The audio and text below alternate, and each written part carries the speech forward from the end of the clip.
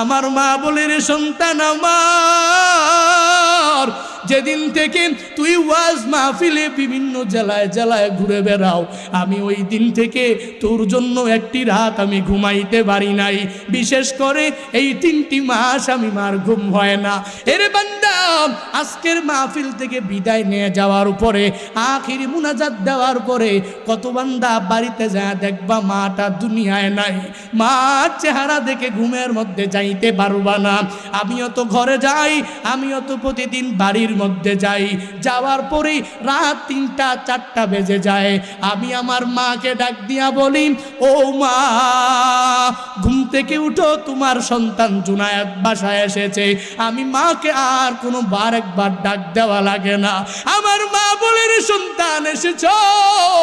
একবার ডাক দেওয়ার পরে আমার মা আমার দরওয়াজাটা খুলিয়া আমাকে বুকে নিয়া বলে, যা যা যা ঘুমাইতে যা। আমি মাকে বলি, মা তুমি কি ঘুমাও না? ঘুমাও না। আমার মা বলে, রে সন্তান আমার, যেদিন থেকে তুই ওয়াজ মাহফিলে বিভিন্ন জেলায় জেলায় ঘুরে বেড়াও, আমি ওই দিন থেকে তোর জন্য একটি রাত আমি ঘুমাইতে পারি নাই।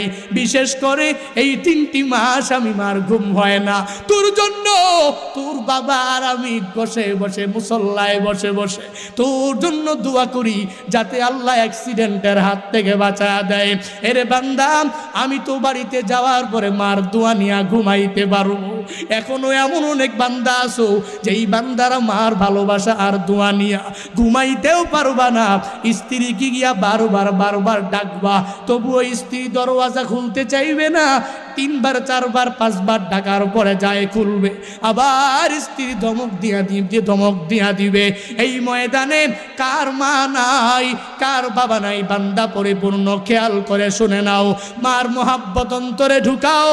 এর যুবক আল্লাহর বান্দা, মার ভালোবাসা অন্তরে ঢুকাও।